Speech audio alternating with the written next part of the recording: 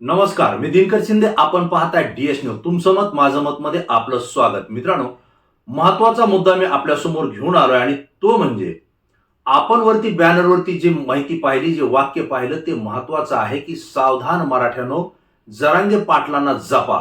कारण मराठा समाजामध्ये दोन गट पाडण्याचं षडयंत्र आता पुन्हा नव्यानं सुरू झालंय आणि मराठ्यांचे तुकडे पुन्हा कसे पडतील यासाठी काही राजकीय मंडळी, काही संघटना आणि काही विरोधक हे जाणीवपूर्वक त्या ठिकाणी प्रयत्न आता या ठिकाणी करताना आपल्याला पाहायला मिळते आणि तशी माहिती सुद्धा आपल्याला मिळते.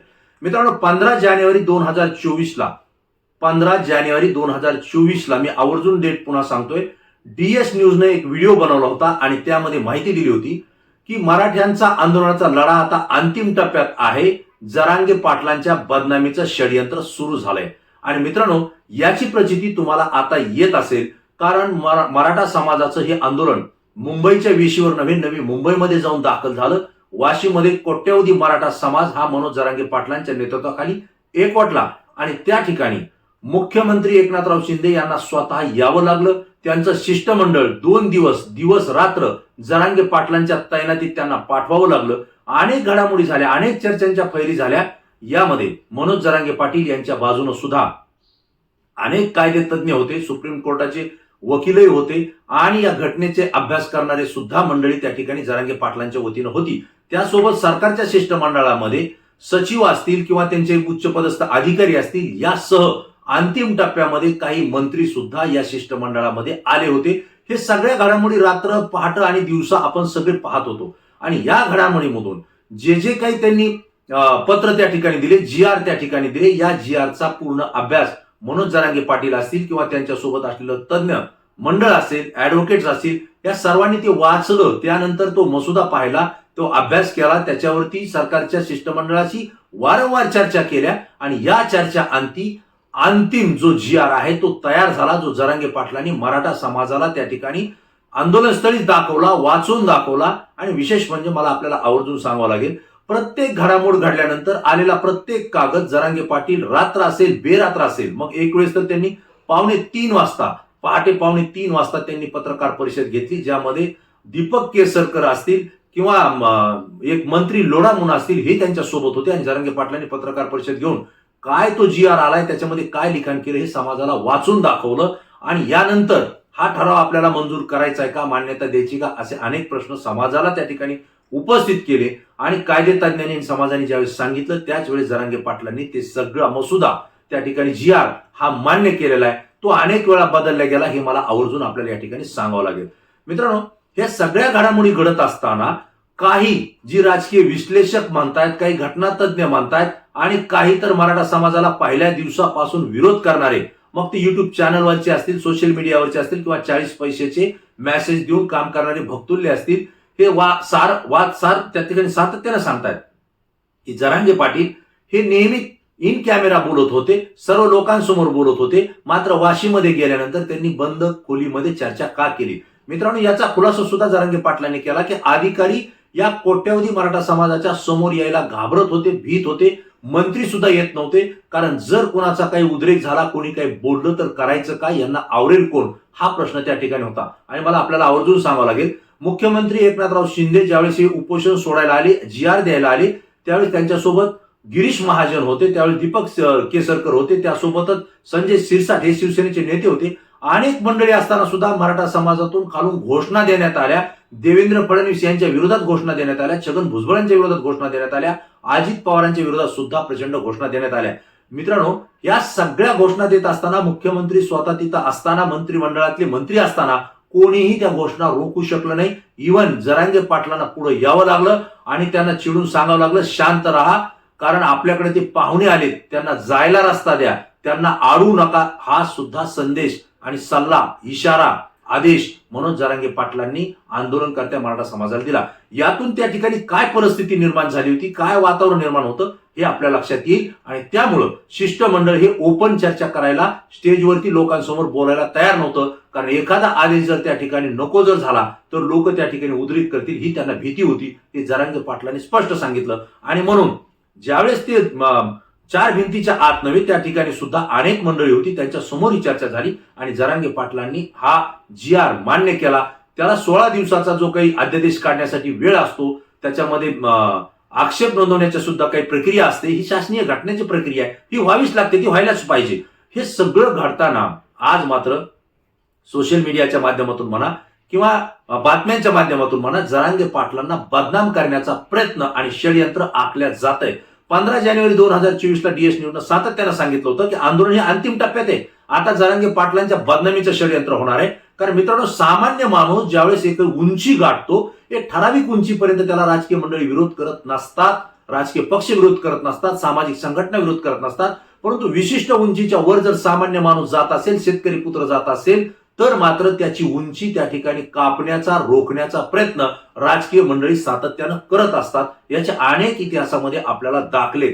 आणि मित्रांनो, जरांगे पाटलांची उंची ही अचानक नाही वाढलेली. त्यांनी अनेक आंदोलन केले. ही उंची किती वाढली हे सरकारच्याही लक्षात नाही आलं, विरोधकांच्याही लक्षात नाही आलं, आणि मराठा समाजाचा ठेका घेऊन जी राजकीय मंडळी काम करत होती त्यांच्याही लक्षात आलं नाही. पण जेव्हा मुंबईपर्यंत हा लोंढा मराठा समाज आला, ही सुनामी ज्यापर्यंत तिथपर्यंत पोहोचली, त्यावेळेस लक्षात आलं की याचं किती व्यापक स्वरूप आहे, याचा व्याप किती वाढलेला आहे. मराठा समाज घराघरातून, गावागावातून, वाडी वस्तीत, प्रत्येक भागातून त्या ठिकाणी निघालेला आहे. हे ज्यावेळेस मराठा समाजाचं त्या ठिकाणी चित्र पाहिलं, हा जनसागर पाहिला, त्यावेळेस अनेकांची पाचावर धारण बसली, अनेकांचे धाबे दणाणले. आणि म्हणून जरांगे पाटलांना आता रोखणं आवश्यक आहे.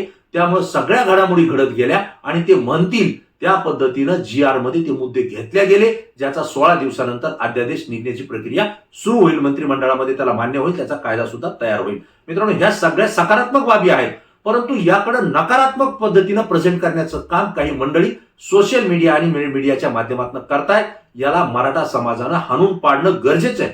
कारण कित्येक वर्षानंतर मराठा समाजाला निस्वार्थीपणे नेतृत्व करणारा एक नेता मिळालाय, जो सामान्य कुटुंबातला आहे, शेतकरी कुटुंबातला आहे, ज्याच्याकडे कुठलीही प्रॉपर्टी राहिलेली नाही आणि ज्याला काही कमवण्याची अपेक्षा सुद्धा नाही.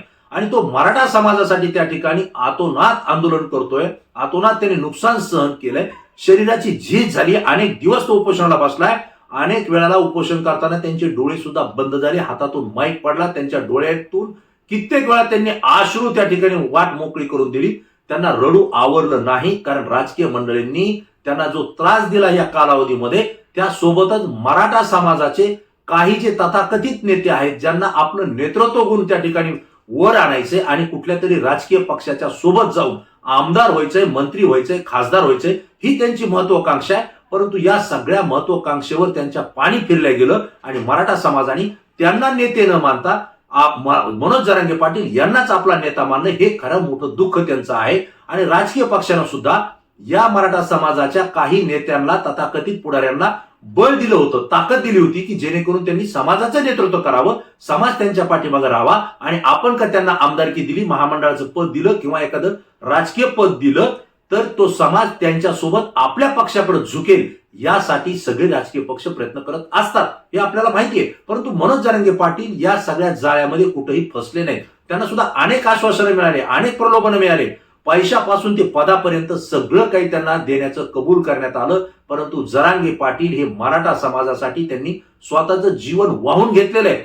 मी अंतिम लढाई मराठाच्या शेवटच्या घटकाला आरक्षण मिळेपर्यंत लढेल, असं त्यांनी सांगितलं. आणि या आरक्षण लढ्यामध्ये यश जरी आलं तरी मला कुठलंही पद नकोय, मी वेळ प्रसंगी कुठल्या डोंगरावर जाईल, हिमालयात जाईल, परंतु मी राजकारणात जाणार नाही, असं 100 वेळेस जरांगे पाटलांनी सातत्याने त्या ठिकाणी सांगितलं. याचं कारणच होतं की त्यांची इमेज डॅमेज करण्याचा किंवा त्यांना बदनाम करण्याचं षडयंत्र हे राजकीय पक्षासोबत मराठा समाजाचेच काही पुढारी, काही स्थानिक नेते, जे भविष्यात कुठल्या तरी पदावर जाऊ इच्छित होते, ते करत होते. याची चाहूल मनोज जरांगे पाटलांना लागली होती आणि डीएस न्यूजला सुद्धा लागली होती, म्हणूनच आपण ती बातमी बनवली होती. मित्रांनो, आता काय होतंय, प्रत्येक जण सांगतोय जरांगे पाटलांनी आंदोलन मागे घेतलं, मराठ्यांना काय मिळालं, या ठिकाणी जो काही सरसकट म्हणाले होते त्याचं काय झालं. अहो, तुम्ही अनेक प्रश्न विचारताय, परंतु एक गोष्ट आपण लक्षात घेतली पाहिजे की मनोज जरांगे पाटील आणि मराठा समाज एकवटल्यामुळं सरकारला निर्णय घ्यावे लागलेत.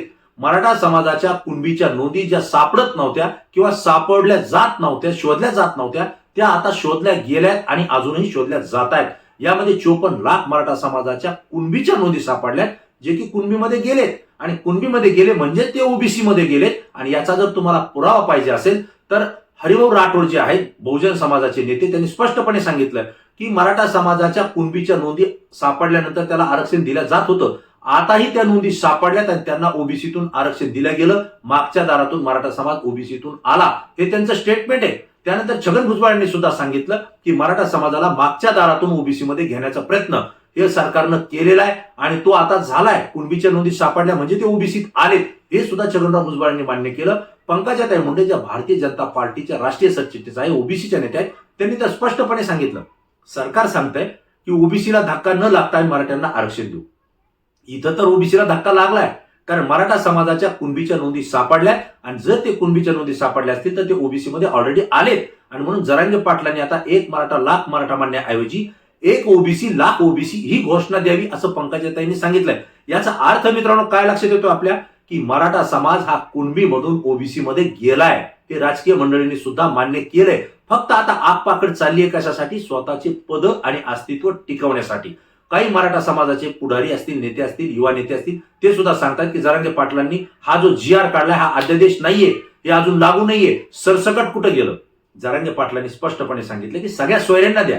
मित्रांनो, हा सगळ्या सोयऱ्यांचा जर अध्यादेश निघाला तर तो केवळ मराठा समाजासाठी निघणार नाही, सगळ्या जातींसाठी तो निघेल. आणि सगळ्या सोयऱ्यांची जी व्याख्या केलेली आहे ती व्याख्या निश्चितपणे त्याच्या वडिलांच्या पितृसत्ताक पद्धतीने केलेली, म्हणजे वडिलांच्या नात्यामध्ये, मग आजोबाचा असेल, खापर पंजोबाचा असेल, पंजोबाचा असेल, कुणाची जरी नोंद असेल कुणबीची किंवा त्या तत्सम जातीची, तर त्याच्या पुढच्या पिढीला ते मिळायला पाहिजे. आणि मित्रांनो, 54 लाख नोंदी ज्या सापडल्यात या गेल्या 65-60 वर्षापूर्वीच्या सापडलेल्या आहेत. म्हणजे त्यांचं कुटुंब, त्यांची पिढी, आता दोन पिढ्या वाढलेल्या आहेत, त्या सगळ्यांना मिळणार आहे. म्हणजे 54 लाखाच्या नोंदी सापडल्यात, 37 लाखाला प्रमाणपत्र दिलेत असं सरकार सांगतंय. म्हणजे त्याचा अर्थ 54 लाख गुणिले 5 जरी केले तरी ते जवळपास 2 ते 2.5 कोटीच्या आसपास मराठा समाज जातोय. आणि मित्रांनो, 100% जातोय. कारण आज त्यांनी सांगतायत की नवीन नोंदी मिळाल्यात का? हो, मिळाल्यात. मराठवाड्यामध्ये नवीन मराठा समाजाला कुणबीच्या नोंदी मिळाल्यात, प्रमाणपत्र मिळाल्यात, त्याचे आम्ही साक्षीदार आहोत. DS न्यूजच्या माध्यमातून आपण ती न्यूज कव्हर केलेली आहे. मी माझ्या हस्ते सुद्धा त्या ठिकाणी कुणबीचे प्रमाणपत्र वाटप केलेत. याचा अर्थ काय, म्हणजे सरकारचेच वाटप केलेत, परंतु याचा अर्थ काय की मराठा समाजाला नवीन प्रमाणपत्र मराठवाड्यात मिळालेत, महाराष्ट्रात मिळालेत.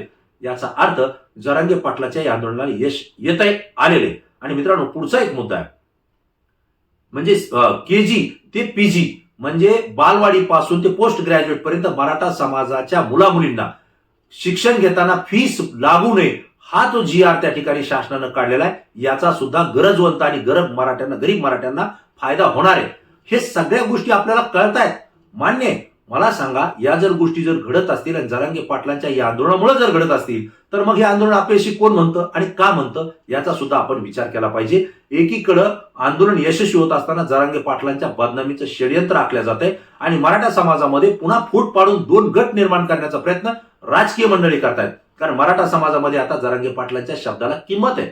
जरांगे पाटील जो शब्द सांगतील, जो आदेश देतील, त्या पद्धतीनं मराठा समाज, बहुतांश मराठा समाज हा राज्यामध्ये काम करेल, निवडणुकांची सुद्धा भूमिका त्या ठिकाणी पार पडेल, याचीच भीती मुळात राजकीय पक्षांना आणि संघटनाला वाटते. आणि म्हणून आम्ही 96 कोळीचे आहोत, ज्यांचे मराठी कुणबीच्या नोंदी नाही, त्यांच्यासाठी आम्ही लढा देत आहोत. ज्यांना कुणबीचं आरक्षण घ्यायचं नाही त्यांना EWSचं आरक्षण देण्यासाठी आम्ही सुप्रीम कोर्टात लढत आहोत. अशा अनेक पद्धतीचे वक्तव्य या ठिकाणी येत आहेत. मित्रांनो, एक मराठा लाख मराठाची घोषणा आता 1 मराठा कोटी मराठ्यामध्ये झालेली आहे. आणि असं असताना आपण मराठ्यांपासून वेगळे आहोत हे दाखवण्याचा प्रयत्न काही तथाकथित मराठा नेते का करतायत, हा माझा प्रश्न आहे. आणि हा मराठा समाजाला पडलेला प्रश्न आहे. आज जर ह्या मराठ्याच्या एकीला फोडण्याचं जर कुणी काम करत असेल आणि फोडण्यासाठी कुणी कारणीभूत ठरत असेल तर त्याला मराठा समाज माफ करणार नाही. ही भूमिका मराठा समाजाची आहे, जे DS न्यूजला ते बोलून दाखवत आहेत. आणि म्हणून मराठा समाजामध्ये फूट पाडण्याचा प्रयत्न कोणीही करू नका. जे कित्येक वर्षानंतर मराठा समाजाला सामान्य नेतृत्व मिळाले, जरांगे पाटील, त्यांना मराठा समाजानं जपलं पाहिजे. कारण हा लढा आता संपलेला नाहीये, हा लढा खऱ्या अर्थानं आता सुरू झालेला आहे. कारण मराठा समाज हा कुणबीमध्ये येतोय, नोंदी सापडतायत, तो ओबीसी मध्ये येतोय, त्यांना सगळ्या सुविधा त्या ठिकाणी देण्याचं मुख्यमंत्र्यांनी कबूल केलंय. आणि इतकं राज्यकर्ते जर अशा कोट्यवधी समाजासमोर बोलून जर शब्द फिरत असतील तर त्यांना सुद्धा भविष्यात राजकारण करता येणार नाही, हे आपण समजून घेतलं पाहिजे. आणि म्हणून मनोज जरांगे पाटील यांनी जो लढा सुरू केलाय, त्यांनी सांगितलं की माझी लढाई संपलेली नाही, मी आंदोलन या ठिकाणी थांबवलेलं नाही, बंद केलेलं नाही, मी स्थगित केलेलं आहे. म्हणजे ही मी पुन्हा जर हे मागण्या जर मान्य झाल्या नाही आणि त्या जर लागू झाल्या नाही तर मी आंदोलन केव्हाही सुरू करू शकतो आणि मग मात्र मी आझाद मैदानावर माझं उपोषण सुरू करेल असा इशारा सुद्धा त्यांनी मुख्यमंत्री एकनाथराव शिंदे यांच्या उपस्थितीत नवी मुंबईत वाशीमध्ये झालेल्या ज्या जल्लोष सभा झाली, ज्या ठिकाणी विजयी सभा झाली त्या ठिकाणी बोललेले.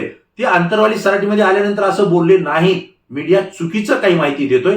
जरांगे पाटील हे मुख्यमंत्र्यांसमोर त्याच ठिकाणी बोलले की जर हे आरक्षण लागू झालं नाही किंवा याच्यामध्ये जर काही गडबडी झाली तर आम्ही पुन्हा एकदा आझाद मैदानावर त्या ठिकाणी आंदोलन करायला येऊ. ही भूमिका जरांगे पाटलांनी मांडलेली आहे. आणि म्हणून मित्रांनो, मी डीएस न्यूजच्या माध्यमातून मराठा समाजाच्या ज्या भावना आपल्यापर्यंत पोहोचल्यात त्या एकच आहेत की सामान्य कुटुंबातलं शेतकऱ्या पुत्र मनोज जरांगे पाटील हा मराठा समाजाला एक नेतृत्व मिळालेला आहे. त्यामुळे सावधान, त्यांना जपा, कारण मराठा समाजाचे 2 तुकडे पाडण्यासाठी प्रयत्न सुरू झालेत आणि मोठ्या पद्धतीनं सुरू झालेत. सोशल मीडियावर जे मेसेज येत आहेत, ज्या पोस्ट टाकल्या जात आहेत, या मराठा समाजाच्या आरक्षणाला विरोध करणाऱ्यांच्या पोस्ट आहेत. ज्या 20 पैसे 40 पैसे देऊन त्या दिल्या जातात हे आपण समजून घेतलं पाहिजे. आणि सोशल मीडियावर जी काही व्यक्ती अनालायसिस म्हणून त्या ठिकाणी माहिती सांगते, अनालायझर म्हणून माहिती सांगते, ती सुद्धा अर्धवट माहितीवर, चुकीच्या माहितीवर किंवा चुकीचा संदेश देण्याच्या उद्देशाने टाकते. याची खात्री तुम्ही करून घेणं गरजेचं आहे. आणि म्हणून गोदी मीडियापासून आपण सावध झालाय, तसंच बदनाम करणाऱ्या मीडियापासून सुद्धा आपण सावध झालं पाहिजे. ही भूमिका मी या ठिकाणी डीएस न्यूजच्या माध्यमातून आपल्याला मांडतोय. मित्रांनो, दिलेली माहिती आणि जो विषय आहे मी आपल्या समोर या ठिकाणी दिलेला आहे, याबद्दल आपलं काय मत आहे आपण आपली प्रतिक्रिया निश्चित द्या. कारण तुमची प्रतिक्रिया महाराष्ट्रातून आणि ती अभ्यासू असते, ती आमच्यासाठी अत्यंत महत्वाची आहे. पुन्हा नवीन विषय, नवीन मुद्दा घेऊन आपल्या समोर येईल. तोपर्यंत धन्यवाद.